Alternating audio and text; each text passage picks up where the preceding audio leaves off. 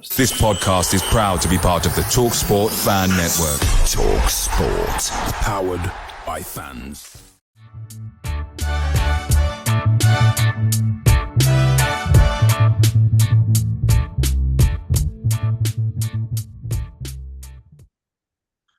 So hi and welcome to another edition of The Away End. I'm Craig Courtney and I am this evening joined by Tom Eyre from the Rotherham United podcast, New York Talk. So Tom, thank you very much for joining us. I know it's been a very busy week for you guys, similar to Birmingham, another manager, obviously, unfortunately for yourselves, already relegated from the Championship and looking forward, should we say, to a Div 1 next season. Thank you very much for joining. Tell us a little bit about your podcast and how long you've been going. Yeah, we've been going 4 or 5 years now. I only joined last year. We do it. We preview some games. We look at some games afterwards. We interview some players. We managed to interview Matt Taylor, who was our prior manager. In the summer, we get some good guests on. We just talk all things Rotherham, which this season hasn't been very positive, but you take the rough with the smooth, I guess. You've had a lot to talk about, though. That's the main thing. Exactly. Yeah. We've had a lot of drama in the past couple months. Hopefully, League One brings more fun times. Steve Evans as manager is always a barrel of laughs and entertaining. So hopefully it'll go well. But yeah, this season's not been the prettiest sight, seeing four blokes absolutely morally destroyed after every game. Hi, as Birmingham fans, we've been used to that as well. So we haven't had much better. Yeah. Obviously, I mean, you mentioned it there, but Steve Evans returned to Rotherham, which has happened this week. I mean, as a fan, how do you feel about it? I mean, I'll be honest, managers coming back sometimes works, other times doesn't. We are back with Gary Rowett, albeit temporary at the moment, and things are gradually turning around at Birmingham, and after a phenomenal, that's all I could say, phenomenal result against Coventry, Saturday just gone. It's looking forward obviously to the final 3 games, 2 of which are against, one with yourselves and then the other against Huddersfield. So they are massive for us and both away from home. But how do you feel about Steve Evans coming back? I mean, was it a shock? Had you got any inkling it was happening, or was it just a bolt out of the blue? Richardson going was an absolute bolt out of the blue. Tony Stewart, the chairman, said must have been 2-3 weeks now that he was the man to take us into League One. He was the man to do the rebuild. Richardson said, "I'm not going anywhere. I want to prove myself." Everything was said that proved that Richardson would have until next season. So to wake up and see that Richardson was gone on a random Wednesday morning was a massive shock. But as soon as that news got leaked, well, I say leaked, as soon as it got put out into the media, it was only Steve Evans going to take over. Stevenage lost at the weekend, or they drew, I think, maybe, which meant that they couldn't get top 6, couldn't get playoffs. There was a rumor about there's a clause in Evans' contract, which meant that we could get him on as we're technically a Championship club still, we could get him on a cheaper deal, and he had to come. Stevenage had to let him talk to us. So, and he wanted to come. It seemed he was this conversation happened, prior to the departure of Liam Richardson. So a bit of a shock, but then the appointment of Steve Evans hasn't been really a shock, and it's boosted a lot of fans' morale again. He really brought good times when he was at the club at first. A lot of talk about on Twitter about fans not renewing season tickets, and I think that hit the hierarchy quite hard, because you always want to get the most revenue. Business is sometimes a thing. I think he's brought in a lot of morale. He's brought in, as the chairman called it, Rotherham DNA, which is take it as it is, I guess. It's something that you know what you're going to get with him. I think it's a short-term solution. Personally, I think long-term we need to be looking at changing the culture, and we need to be looking at different measures in place. But short-term, yeah, he was the man short term. Yeah, absolutely. I think it's interesting though the way things have gone and the way things have materialised, because I'll be honest, when I heard that it was a change in management, I was just like, I can't believe they've done it this time of season. I can understand it at the end if managers and clubs can't agree ultimately to the terms of the way they want to take it forwards. But for it to happen with 3 games to go and the team's already relegated, it's a strange one. I'm hoping you don't get the new manager bounce, as you can imagine, but it will be interesting on Saturday. And I had heard the speculation of fans boycotting the game ahead of the weekend if things stayed the same, and also, nobody wants it to happen, but dare I say, your friends at Sheffield, you want to see them go down as well. So it was all about, we're going to lose the game. We don't care, that sort of situation. I know it's not the case. It's all talk and all speculation, but, I'm not going to lie. I want you to lose because we're still in a fight. We'll come on to the game shortly. But when we look over the past 5 games, actually, for a change, I'm able to say that Birmingham have won more games than anything else. So, we've won 2, we've drew 2, and we've lost 1 against yourselves in the past 5 that we've played. And obviously the last one was a 0-0 at St Andrews at Knighthead Park back in December. I remember the game well. It was dull, it was boring, it was atrocious. It was Rooney. That's all I can say. And obviously things have progressed since he has moved on, and a lot's happened with ourselves since that game as well. So hoping we'll see a different performance on Saturday. And I know we've got a great following coming down to yourselves as always. We'll like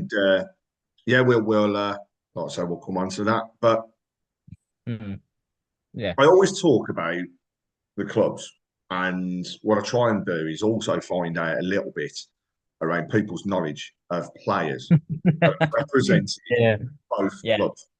Now, when I first started looking at this, I was thinking, I can't remember anybody from Rotherham that's played for Birmingham or vice versa.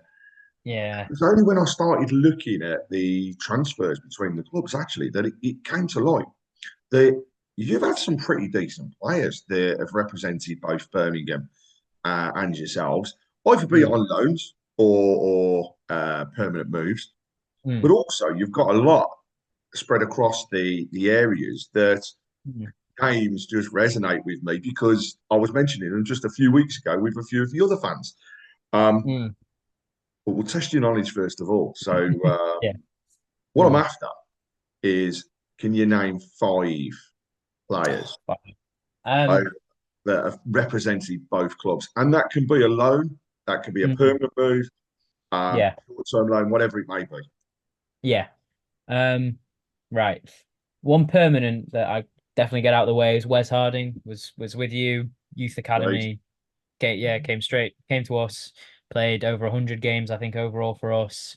Moved on to Millwall in the summer, but did his job. He was okay. He was never world beating, but he was okay. And then I've got a couple in the squad now that we actually have in the squad now. Shane Ferguson. He was there. Yeah, he was there for 8 or 9 games. Can't comment on how he was with you guys. I'd have loved to have signed him on a permanent deal when we got him, because he was on loan at the time from Newcastle. So I'd have loved to have taken him on a permanent. We didn't get the opportunity, and I think if I remember rightly, he actually signed for Millwall in that summer as well. Yeah, and obviously went on to have a good spell at them. Tyler Blackett is another one that was on loan. I think his loan was a little bit worse. I'll be honest, when Tyler Blackett signed for the club, it was great. I was getting a Man United player and everything else. He's quite possibly the worst defender I've ever seen turn out for Birmingham, and that's saying so. We've had some poor players, but his loan period just didn't work out. Yeah, It's one though, isn't it? When you look back over the time, he was the up and coming player, but I don't think he was ready at the time to join, and really the loan wasn't right for him. Yes, yeah, which is peculiar because now with us, he's one of our star defenders. Which, who knows? Maybe that says more about us than it does Birmingham. But, yeah, he's fantastic, really composed, good defender. Left-footed, which is always nice. It's something that you always need. But yeah, I'm aware that his time at Birmingham wasn't the cleanest, wasn't the best of his career. And then the other one off the top of my head is Cohen Bramall. He was on loan with you as well from Arsenal, maybe. Arsenal, Again, only a couple games with you, I'm sure. But yeah, again, I don't think he made much of an impression. It seems like he was a bit just a bit player, so to say. Very again, quick. a youngster, I think, joining and trying to break in. Some players have come in and hit the ground running, others just haven't. And I think that is probably another incident, of them coming and just not fitting or gelling. But to be honest, we've been in relegation fights, so sometimes it's hard as well for youngsters to come into a team and actually be able to slot in and stamp a little bit of authority. So I don't always put it down to the player not having the caliber. Sometimes it's just the wrong fit at the wrong time. Yeah, absolutely. Other than that, I'm struggling. Like you say, off the top of your head, you think, oh, there must be loads, and then you think, actually, I can't fling them off. I'm not sure. There's a few. I mean, I'll run through them now. So you've got goalkeeper, Lee Camp. Yeah. David Stockdale as well, who God, yeah. both representing both clubs. Defenders, you've mentioned two of what I'd already got down anyhow, but another one is Stephen Kelly, who spent some time with you on loan. Yeah. Then we've got some midfielders and attacking players that have also crossed the paths. So Tom Eyre, I'm mentioning his name again. Oh, absolutely, yeah. With yourselves, I mentioned him the other week with Cardiff. Same as Lee Camp, actually. It was strange to see those two. He was good. Tom Eyre. He played a season, I think, for us on loan, and I think a lot of our fans wanted him to sign permanently, similar to Shane Ferguson. I'm sure with you, but yeah, it wasn't to be. And he was good. He was a good player, but retired now, unfortunately. I think, and I don't think he's too old in his career. I think he, early 30s, late 20s. Well, I don't know, but either way, I think injuries got the better of him, I think. Indeed. And then, a few other players to shout out. Andrew Shinney, he was phenomenal when he was at Birmingham, and obviously came across to yourself. Matt Derbyshire had a loan spell at Birmingham and also played with yourselves. Wes Thomas. Yes. Yes. Another player that came with a lot of expectation to Birmingham and didn't really hit the ground running. Mark Burchill. I think we both had them on loan as well. He was up in Scotland and he came to Birmingham and to your good selves. Then Greg Helford going back. Oh, yeah. Awesome. Didn't realise he played for Birmingham. Curtis Woodhouse as well. Yeah. So, like you say, quite a few. The ones that, when you first think about it, it's One, I've got to say, this is a tedious link. If you'd have got this, I'd have been majorly impressed. And that's Will Grigg. And Will Grigg played quite a bit for yourselves, I believe, but was part of our academy. So he came out of the academy, and that was where I got the link for those. So, we've had a mixture of players, again, all positions across the path. Definitely. Yeah, we that's the thing. Sometimes it gets to a point with championship players where they've just played for everyone, haven't they? Jordan Hugo for us this season seems to only score against teams he's played against, which unfortunately isn't a lot, but it's 4 or 5. I mean, we had just the other week, we had our ex-captain in Harley Dean join us, and I always remember his goal at your place and the a bullet of a header. I think, if I remember rightly, it was during COVID, or it was just as COVID had ended. Yeah. I think I recall seeing the stadium being empty. Yeah. Might have been That would last be week. one of those seasons. Well, it's one of our relegation fighting seasons. Surprise, Yeah. surprise. Yeah. We Since the got following. relegated COVID season, so I think That's right. I most think if likely. I remember rightly, actually, wasn't that the game that put the final nail in the coffin as such? And that was when you were relegated. I could be wrong. It might have been the game afterwards, but I know it's close. I think we got officially relegated last game of the season against Cardiff. I remember Marlon Pack, who's just gone up with Portsmouth, scoring a like 83rd minute equaliser, which essentially sent us down. We had to win the game. So yeah, but I think it was one of the last 3 or so games, and I think it was a pretty even contest. And then out of nowhere, Harley Dean comes in with a fantastic header, and yeah, puts it. I think it put us down because we needed a result in the next game, which we didn't expect, and we got one. So It was it was that bullet header. It was, yeah, I used it as the snippet actually for the introduction of him when he was, showed him coming on into the show. So it was good to recall that one. But I mean, one of the I normally look as well at managerial or coaching staff, and we've had no overlaps. yeah, It's yeah, an interesting one to say the least, because like you say, we have a lot of players that overlap in the leagues, but we haven't had the management. yeah, But it yeah. You bank on Neil Warnock, don't you, for that one? yeah, normally Given the it's like, fact yes, that he's going to be there. yeah, Or we see some sort of like outside link. Johnny yeah, Eustace was one that was linked with quite a few clubs because of players and coaching roles. And then, of course, he was in Birmingham. We could never say it about Rooney because, God, yeah, if he manages again, I'll be surprised, even though he seems to think he's going to. yeah, yeah, yeah. He seems But like he wants. we do, and so this weekend, tough game for Birmingham.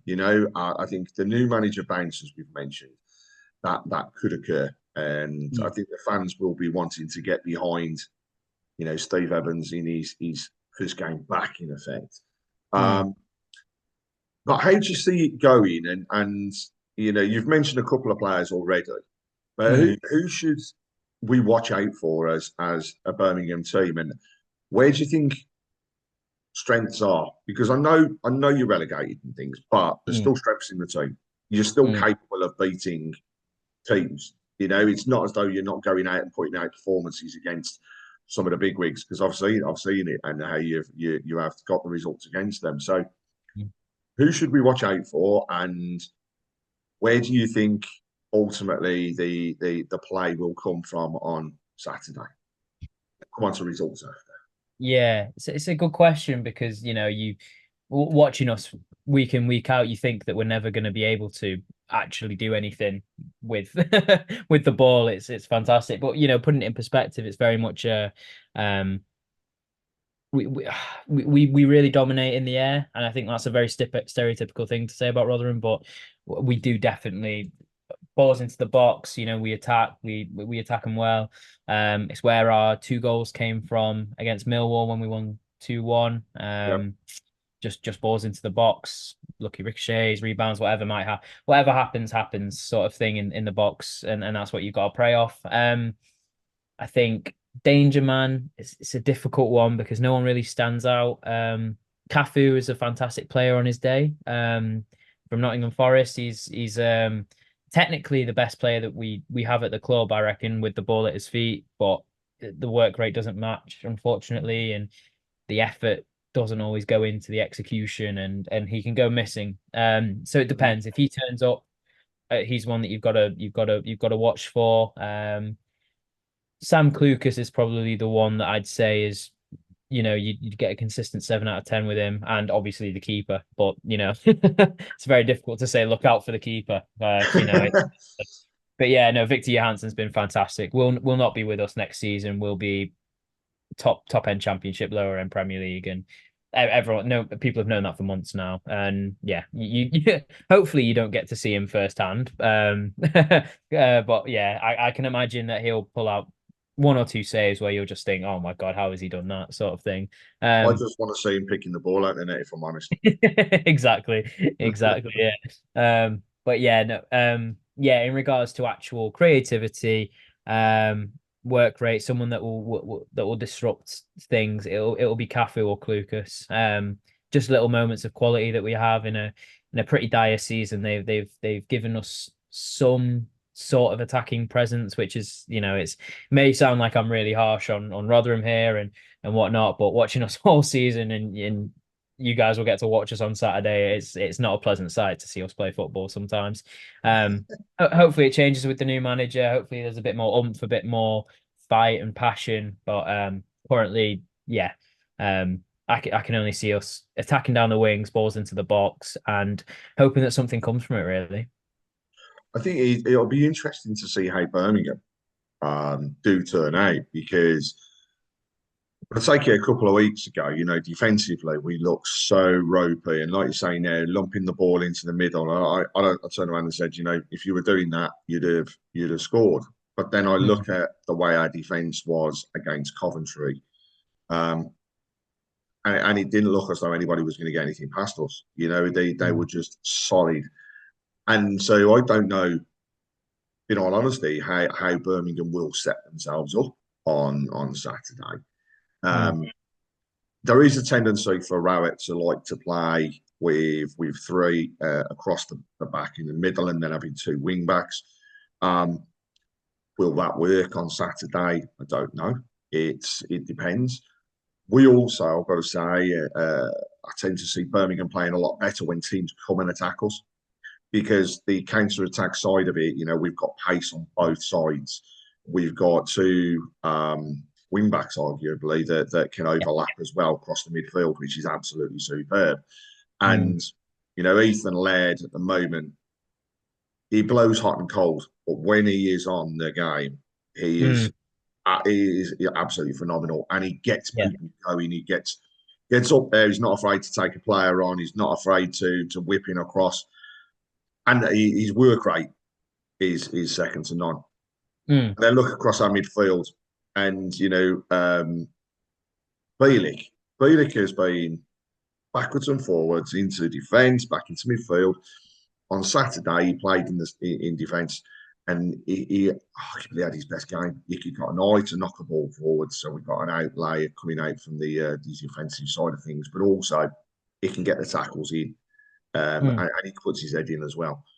And then striking, you've got to look at it. Stansfield at the moment, he is just, his confidence is back. So whenever he's given the ball, he probably 9 times out of 10, he'll put it away if he's given the opportunity. And what we saw against Coventry was a phenomenal link-up, and probably the best game that we've seen Tyler Roberts play for Birmingham. Very good. Season. So he was setting up Stansfield's goal on the third for Birmingham, and it's looking promising there. And I think the other thing is, cross midfield, we will probably see Sunic playing again. He was brilliant on Saturday, scored the second goal, and was again probably arguably his best game of the season. And then finally, on the opposite wing, Keshi Anderson, he came into his own on Saturday as well. He was unplayable. Instrumental behind the first goal, was there again, involved with the second. So it is going to be interesting, to see how they set up, how they come forwards. Personally, I'd like to see them sticking with the same team as against Coventry. If they do, and they play the style of football, and they attack the way that they did, then we could see goals in the game. But then again, if we turn up the way that we did a couple of weeks ago against Cardiff, for example, then I wouldn't want to call it. But it's a tough game. We've got to come down and we've got to get a result. Plain and simple. We are still in a relegation fight, whilst we're outside of that bottom three, and that was nice to feel at the end of Saturday. Even better to see Huddersfield conceding in the 110th minute, but isn't it always controversial call as well? but we'll see. So $1 billion question then. Give us your prediction. Prediction. Wow. And I guarantee your head says one thing, your heart says another. Yeah.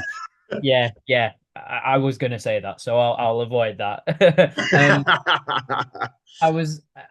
It's tough. I think, honestly, I can see more of a performance against you than I could with under Richardson. I think Evans will get a lot, as much as he can out of them, but I don't think these players are good enough to play at championship level. I think although I want us to win, I think new manager bounce helps, and I think Evans will try and get much. I can't see it happening.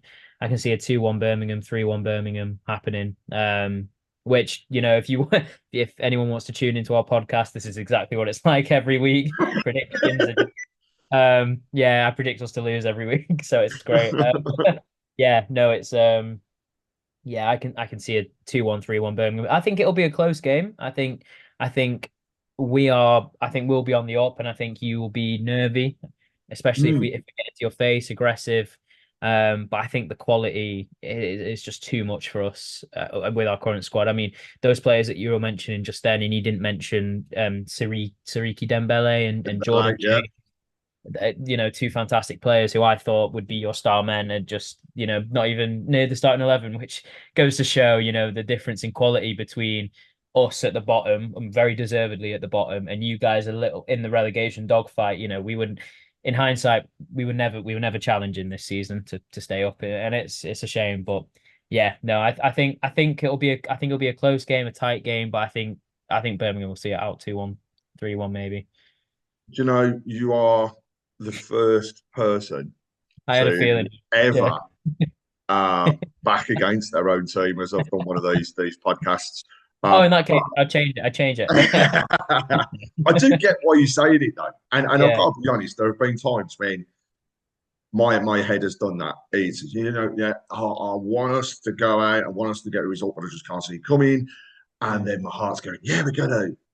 But it didn't come to fruition. I mean, the plain and simple side is, if we turn out as a team as we did against Cardiff, then it'll be a lot closer than what you've said there, because we were very, very, very poor against Cardiff, which didn't turn up. But if the team that turned out against Coventry ends up playing the way that they did, then yes, there'll be goals. And at which point, the only thing I would say is, based on the way the defence was against Cov, I couldn't see us conceding. So I'd go, I want to say 2-3-0. I'm not going to lie. I'd love to see a 4-5, because we just haven't done it. I wouldn't. But I don't want to, and I don't like predicting that high because, I just don't know. I completely know what you mean. I don't like predicting us to lose by that much either. I mean, Rowett will have them, as will obviously Paul Robinson.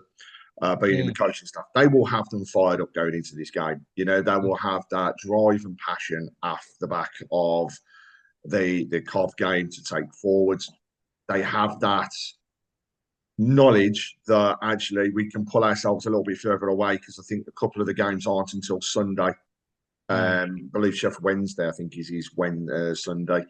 So that will give us an opportunity again to just have that little bit of mental stimulus that says, actually, you know what, we're close to this.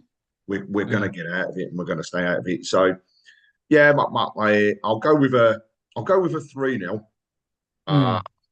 But like I say, I'd love nothing more for it to be 4 or 5. And there's against anyone, it would be us. There's one person on our podcast that made a statement last season, which was, if Birmingham ever scored 6 goals, he was going to do the podcast in the buff.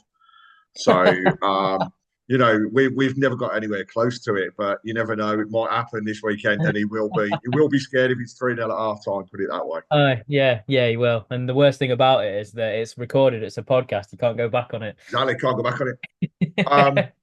So, I mean, firstly, I know you've gone down from the Championship. Nobody likes ever seeing a team relegated, but look, good luck for next season, and I hope you can have the run in Div 1 that helps you get back up into the Championship. I do hope that your season ends on a little bit of a high, apart from Saturday. And I'm going to say it always from the first game. But good luck going into next season, and let's hope that Rotherham can get back up into the Championship. And let's hope. Thank you, Greg. Fingers crossed. Thank you very much for joining us. Yes. No, thank you for having me. It's been very good. It's been very nice. No worries. And sign off as I do with everybody else, and just say, good luck for the rest of the season, but not on Saturday. And keep right on. Perfect. Thank you. Cheers. Cheers.